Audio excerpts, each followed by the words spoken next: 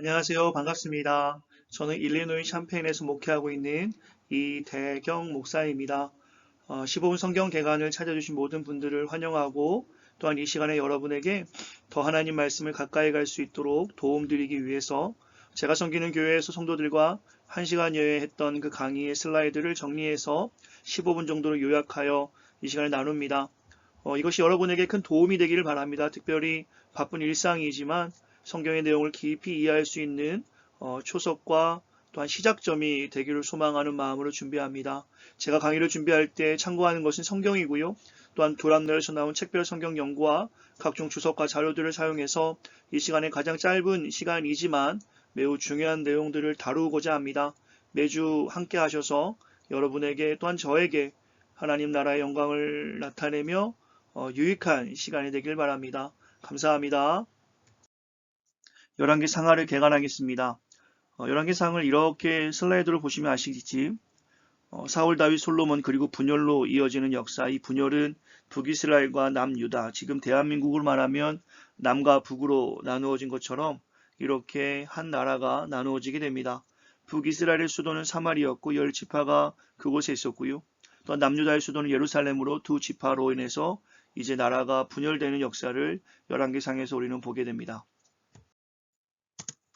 이러한 분열은 왜 일어난 것인가? 그것은 불순종으로 인한 나라의 분열을 보게 됩니다.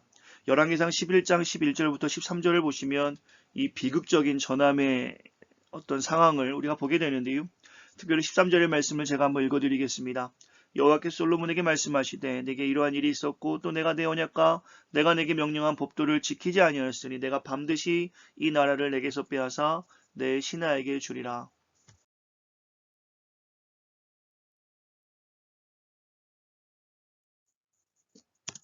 열왕기상의 구조는 아주 간단합니다. 1장부터 11장까지는 솔로몬의 통치를 보여줍니다. 이것은 연합 왕국의 이야기죠. 사울도 다윗도 솔로몬도 연합 왕국의 왕이었습니다. 그래서 솔로몬의 통치로 연합 왕국이 마무리되고 이제 12장부터 22장까지는 이제 나라가 분열되어 두 왕국의 남유다와 북이스라엘의 첫 80년을 우리는 보게 됩니다. 먼저 솔로몬의 40년 통치를 기록한 1장부터 11장의 내용입니다. 다윗을 지나서 연합된 마지막 왕 솔로몬, 다윗의 자녀지요. 열왕기상 3장 7절에 보면 솔로몬의 겸손한 상태, 오늘 솔로몬이 얼마나 하나님 앞에서 진실한 마음을 가지고 왕의 역할을 감당했는지를 볼 수 있는 장면을 보게 돼요. 이 3장 말씀을 우리가 깊이 이해할 때 11장에 가서 나라가 분열될 때 솔로몬의 모습과 비교해 보면 참으로 안타깝게 변화된 모습을 보게 됩니다. 열왕기상 3장 7절에 그는 이렇게 기도합니다. 나의 하나님 여호와여, 주께서 종으로 종의 아버지 다윗을 대신하여 왕이 되게 하셨사오니 종은 작은 아이라 출입할 줄을 알지 못하고. 열왕기상 3장 8절부터 10절에도 보시면 그는 이렇게 기도하지요. 주께서 택하신 백성 가운데 있나이다. 그들은 큰 백성이라 수요가 많아서 셀 수도 없고 기록할 수도 없사오니 누가 주의 이 많은 백성을 재판할 수 있사오리까. 듣는 마음을 종에게 주사 주의 백성을 재판하여 선악을 분별하게 하옵소서. 이렇게 솔로몬이 지혜를 구하는 기도를 했었던 이유는 하나님의 약속이 있었기 때문입니다. 열왕기상 3장 5절에 보면 어느 날 하나님께서 솔로몬의 꿈에 나타나 내게 무엇을 줄고 너는 구하라 라고 말씀하십니다. 주님께서는 솔로몬의 겸손한 마음을 이미 아셨고 그에게 구하라고 하나님 약속을 말씀해 주시는 것이죠. 이것은 마태복음 7장 7절의 말씀, 구하라 그리하면 너에게 주실 것이요 찾으라 그리하면 찾아낼 것이요 문을 두드리라 그리하면 너에게 열릴 것이니라는 말씀과 비교해 볼 때에 하나님은 겸손한 자, 하나님을 찾는 자에게 늘 먼저 구하라 라고 말씀하고 있습니다. 이때 솔로몬이 구한 것은 무엇입니까? 하나님이 너는 구하라 했을 때 그는 그에게 맡겨진 사명, 그의 백성들을 잘 다스리기 위해서 선악을 분별하는 지혜를 구합니다. 이것과 비교해 본다면 야고보서 1장 5절에도 너희든지 누구든지 지혜가 부족하거든 모든 사람에게 후히 주시고 꾸짖지 아니하시는 하나님께 구하라 그리하면 주시리라 말씀과 이어지지요. 지혜를 구하는 기도, 이것은 하나님이 기뻐하시는 기도입니다. 어려운 상황, 힘든 상황이 있을 때마다 좌절하고 절망하는 것이 아니라 하나님께 지혜를 구하는 것이 오늘 주님이 오늘 우리에게 원하시는 기도의 제목인가 싶습니다. 이때 주님께서는 분명하고 명확하게 응답하십니다. 열왕기상 3장 12절 13절에 보시면 내가 내 말대로 하여 내게 지혜롭고 총명한 마음을 주노니 내 앞에 너와 같은 자가 없거니와 내 뒤에도 너와 같은 자가 일어남이 없으리라. 내가 또 내게 구하지 아니한 부귀와 영화도 주노니 내 평생의 왕들 중에 너와 같은 자가 없을 것이라. 지혜를 구하는 기도의 제목에 하나님은 기뻐하셨고 그가 구하지 않은 부귀와 영광도 하나님이 주시겠다 약속하십니다. 오늘 우리의 기도 제목을 한번 생각해 보기 바랍니다. 지금 나는 무엇을 구하고 있는가? 나는 어떠한 기도 제목으로 하나님 앞에 나아가고 있는가? 그 기도 제목이 하나님이 기뻐하시는 기도 제목인가 아니면 나의 유익만을 위해 하는 기도 제목인가? 스스로가 한번 생각해 볼 중요한 본문인 것 같습니다. 하나님의 마음에 합하게 기도했던 솔로몬은 지혜를 구했죠. 하나님은 그것을 기뻐하셨습니다. 하나님은 그에게 이렇게 응답해 주셨어요. 솔로몬의 지혜가 동쪽 모든 사람의 지혜와 애굽 모든 지혜보다 뛰어난지라. 솔로몬의 일화를 우리는 알고 있습니다. 그가 재판 중이었어요. 두 여자가 한 아이를 데려와 각자 자신의 아이라고 이야기하죠. 그때 솔로몬이 지혜로운 재판을 합니다. 그 아이를 반으로 갈라 각각 나누어 주라라고 했을 때 가짜 어미인 여인은 그렇게 하자고 나눠서 갖자고 이야기하지만 진짜 어미는 아이를 반으로 나누면 죽을 수밖에 없으니 내 아이가 아니라 저 여인의 것이라 아이를 포기하는 장면을 보고 진짜 어미는 이 아이를 포기한 이 여인이다라고 이야기하면서 솔로몬이 얼마큼 지혜로웠는지를 성경에서는 분명하게 우리에게 이렇게 지혜가 충만했던 솔로몬이 이제 성전 건축을 시작합니다. 6장과 8장에는 성전 건축과 헌당의 기록이 있어요. 여기서 우리가 중요하게 살펴볼 것이 있습니다. 솔로몬의 성전 건축을 시작하면서 그 성전에 가득한 것에 대한 기록이 있습니다. 무엇이 가득했을까요? 바로 여호와의 영광이었습니다. 역대하 7장 1절부터 3절까지 보시면 솔로몬이 기도를 마침에 불이 하늘에서부터 내려와 그 번제물과 제물들을 살고 여호와의 영광이 그 성전에 가득하니 여호와의 영광이 여호와의 전에 가득하므로 여호와의 영광이 성전 위에 있는 것을 보고 사람들은 경배하여 여호와께 감사하여 이르되 선하시도다 그의 인자하심이 선하시도다 하니라. 성전에 가득한 것이 바로 여호와의 영광이었음을 우리는 분명하게 보게 됩니다. 성전이 얼만큼 중요한지를 보여주는 장면이죠. 아니면 성전에 무엇으로 가득 차 있어야 하는지 말입니다. 마태복음 21장에 보시면 성전 청결 사건이 나옵니다. 예수님께서 성전에 들어가시어 비둘기 파는 자들과 또한 돈을 바꾸는 자들에게 화를 내시는 장면인데요. 왜 주님께서 이렇게 화를 내셨을까? 말씀을 읽겠습니다. 예수께서 성전에 들어가서 성전 안에 매매하는 모든 사람들을 내쫓으시며 돈 바꾸는 사람들의 상과 비둘기 파는 사람들의 의자를 둘러 엎으시고 예수님이 화를 내시는 장면을 성경에서 우리는 보게 됩니다. 그 이유는 무엇일까? 주님은 이렇게 말씀하시죠. 그들에게 이르시되 기록된 바 내 집은 기도하는 집이라 일컬음을 받으리라 하셨거늘 너희는 강도의 소굴을 만드는도다 하시니라. 성전은 하나님의 영광으로 가득해야 합니다. 그 성전이 사람의 욕심과 탐욕으로 혹은 종교라는 이름으로 특권을 유지하는 자들로 인해서 좌지우지 된다면 그것은 하나님이 기뻐하지 아니시고 하나님의 진노가 일어남을 우리는 성경을 통해서 보게 됩니다. 오늘 본 열왕기상에서 성전 건축이 있을 때 하나님의 영광이 있을 때 하나님이 그것을 기뻐하셨던 것 또한 마태복음의 성전 청결 사건을 통해서 성전에 하나님이 기뻐하지 않은 것이 있을 때 여호와의 영광이 가려졌을 때 그것이 하나님의 진노하는 것 이것은 우리와 오늘 동일하게 관련되어 있습니다. 너희는 너희가 하나님의 성전인 것과 하나님의 성령이 너희 안에 계시는 것을 알지 못하느냐.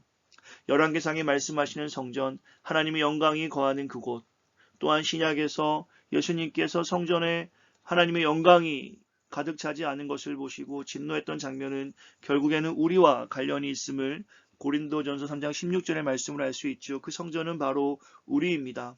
이렇게 질문할 수 있을 것 같아요. 성전된 여러분이 지금 가득 채우고 있는 것은 무엇입니까? 하나님의 영광입니까? 아니면 우리의 욕심입니까? 이 질문에 이렇게 답할 수 있을 것 같아요. 지금 보시는 문구처럼 아무도 보지 않을 때 나의 모습은 어떠한가? 하나님은 나를 성전이라 말씀하셨습니다. 우리를 성전이라 말씀하셨어요. 아무도 보지 않을 때 나는 무엇을 채우려고 노력하고 있는가? 하나님의 영광인가? 하나님의 거룩함인가? 아니면 인간의 욕심과 탐욕이 여전히 내 안에 가득 차 있는가? 우리가 무엇을 채우고 있는지 그에 대한 답이 오늘 하나님께서 성전을 향한 마음을 볼 수 있습니다. 다시 열왕기상으로 들어가면 하나님이 솔로몬에게 주신 경고를 기록하고 있어요. 열왕기상 9장인데요. 우리가 기억합니다. 열왕기상 3장에서 솔로몬이 겸손했고 지혜로웠습니다. 하나님만을 바라보았어요. 하나님의 영광이 가득한 성전을 건축했습니다. 그러나 9장에 가면 하나님의 경고를 보게 됩니다. 나의 계명과 법도를 지키지 아니하고 가서 다른 신을 섬겨 그것을 경배하면 내 이름을 위하여 내가 거룩하게 구별한 이 성전이라도 내 앞에 던져버리리니. 성전의 기함, 여호와의 영광이 가득할 때 하나님이 기뻐하심을 우리 나누었지만 오히려 우리가 하나님 말씀을 잘 지키지 않으면 그 거룩하게 구별된 성전이라도 하나님이 버리시겠다고 솔로몬에게 경고하십니다. 그러나 솔로몬은 어떻습니까? 그 3장, 열왕기상 3장에 가졌던 그 겸손하고 지혜로운 마음, 하나님만을 바라보던 그 마음이 이제 변해갔습니다. 열왕기상 11장에 보면 그에게 일어나는 일들을 우리가 알 수 있는데요. 이것은 신명기 17장 14절부터 17절의 말씀을 본 다음에 11장을 가야 합니다. 신명기의 말씀에서 이렇게 말씀합니다. 내 형제 중에서 한 사람으로 할 것이요. 또한 병마를 많이 두지 말고 아내를 많이 두어 그의 마음에 미혹하게 하지 말 것이라. 왕이 세워진다면 왕은 이렇게 해야 한다라고 주님은 이미 말씀해 주셨습니다. 11장에 가시면 솔로몬의 지혜의 결과를 보게 됩니다. 참으로 안타까운 장면입니다. 그가 겸손했고 지혜로웠고 하나님만 바라보았는데, 그리고 분명히 하나님께서는 그에게 하나님의 명령을 다 지키라 했는데 열왕기상 11장 9절부터 13절까지 보시면 그가 여호와의 명령을 지키지 않았으므로 하나님께서 그 나라를 빼앗아 신하에게 주시기로 작정하셨지요. 31절에 보시면 여로보암이라는 신하에게 이 나라의 반을 떼어서 주는 장면을 우리는 보게 됩니다. 이제 열왕기상 12장부터 22장까지는 솔로몬의 통치가 마무리되고 그의 범죄로 인해서 남유다와 북이스라엘로 나라가 나누어지고 그 두 나라의 첫 80년이 기록되어져 있습니다. 남유다는 한 혈통으로 왕이 이어져 가고 있고요. 북이스라엘은 5 혈통으로 왕이 이어져 갑니다. 이때 사역했던 선지자들과 함께 슬라이드를 보시면 조금 더 쉽게 열왕기상을 이해할 수 있습니다. 열왕기상 12장에 보시면 꼭 기억하고 넘어가야 될 장면이 있습니다. 그것은 바로 여로보암의 죄, 북이스라엘 왕국이 가진 범죄인데요. 그 여로보암의 죄는 두 가지로 나눌 수 있어요. 첫 번째는 여로보암은 이스라엘 백성들이 예루살렘으로 제사 드리는 것을 막기 위해서 단과 베델에 산단을 짓게 됩니다. 그곳에 금송아지를 세우죠.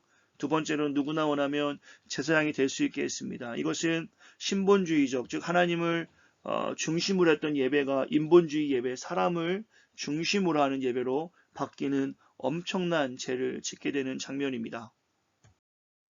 이렇게 영적으로 매우 악했던 북이스라엘에 선지자 엘리야가 등장하는 장면으로 열왕기상은 마무리되죠. 가장 영적으로 암흑기에 가장 위대한 선지자 엘리야의 등장, 이것은 참으로 큰 은혜입니다. 엘리야의 마지막 사역들을 우리가 보게 되는데요. 17장부터 22장까지 보시면 엘리야에 대해서 쭉 기록되어져 있습니다. 엘리야는 어떤 사람이었을까요? 그는 행동하는 선지자였어요. 열왕기상 17장에 보시면 3년간의 가뭄을 그 무서운 악한 아합에게 이야기하고요. 아합 왕에게 말씀을 전하는 자였습니다. 담대한 자였지요. 그리고 엘리야에 일어난 기적들을 성경에서 기록하고 있어요. 엘리야가 당시 얼마나 많은 역할들을 감당했는지 그의 사역의 어떤 현장을 17장부터 마지막까지 우리에게 보여주고 있습니다. 이렇게 엘리야의 사역을 보면서 열왕기상이 마무리되고 열왕기하로 넘어가게 됩니다. 열왕기하는 아주 간단한 구조입니다. 이스라엘이 멸망하는 내용을 다루고 있어요. 열왕기하 17장에서는 북이스라엘이 멸망하고요. 25장에서는 남유다가 멸망합니다. 하나님께 의도적인 범죄했을 때 처참한 종말이 있음을 우리가 성경을 통해서 알게 됩니다. 남유다, 북이스라엘 번갈아 가면서 하나님의 말씀으로 살지 못했던 두 나라를 비교하며 결국에 아수르에 의해서 북이스라엘이 멸망하고 바벨론에 의해서 남유다가 멸망하는 장면으로 오늘 우리가 성경을 보게 됩니다. 11개의 구조를 잠시 살펴보면 1장부터 10장까지는 북이스라엘 역사와 엘리야의 사역에 초점 맞춰 있고요. 11장부터 17장까지 보시면 두 왕국 남유다 북이스라엘이 번갈아 가면서 일어난 사건을 소개하고 있고 18장부터 25장은 두 나라가 이제 멸망하는 장면을 보게 됩니다. 특별히 이스라엘은 아수르에서 또한 유다는 바벨론에 의해 멸망하지요. 이때 사역한 선지자들을 우리가 기억하면 좋겠는데요. 북이스라엘이 멸망할 때 요나, 아모스, 호세야, 또한 남유다가 멸망할 때 오바댜, 요엘, 이사야, 미가, 나움, 하박국, 스바냐, 에레미야 등이 유다에서 예언을 했습니다. 각 왕국에서 사역했던 선지자를 구분하여 보는 것이 매우 중요하고요. 에스겔, 다니엘, 학개스가랴, 말라기는 포로 후에 있었던 선지자들입니다. 우리가 선지서를 읽을 때 이 상황을 기억하고 선지서를 보게 된다면 조금 더 쉽게 우리가 그 말씀들을 이해할 수 있습니다. 이렇게 왕들이 정리된 슬라이드를 잠시 보면 북왕국은 19명, 250년간 유지되었고 남유다는 20명의 왕이 있었고요. 390년간 유지되었어요. 차이가 있다면 북왕국은 한 혈통으로 이루어진 왕국은 아니고 남유다만 모두 한 혈통으로 역대상하에 자세히 기록되어져 있습니다. 11개 상하를 정리합니다. 짧은 시간이지만 쭉 살펴보면서 왕들이 악한 왕과 선한 왕이 되는 기준이 있었어요. 그것은 바로 하나님을 따라가느냐 사람을 따라가느냐였습니다. 왕들의 평가 기준은 정치, 경제, 문화 발전이 아니라 신앙적인 관점이었고요. 북이스라엘은 사실 모든 면에서 온전하지 못했기 때문에 이들은 악한 왕으로 평가받습니다. 이들이 가지고 있던 여로보암의 죄, 마음대로 제사장을 세우고 마음대로 제사장소 정하는 것, 인본주의적 예배이죠. 왕들을 평가할 때 기준은 다윗이었습니다. 이렇게 해서 11개 상하를 오늘 짧은 시간이지만 마무리합니다. 한번 성경을 읽으시면서 이 계간을 살펴보시면서 하나님 말씀을 더 가까이 갈 수 있는 귀한 성도들이 되시기를 간절히 기도합니다. 감사합니다.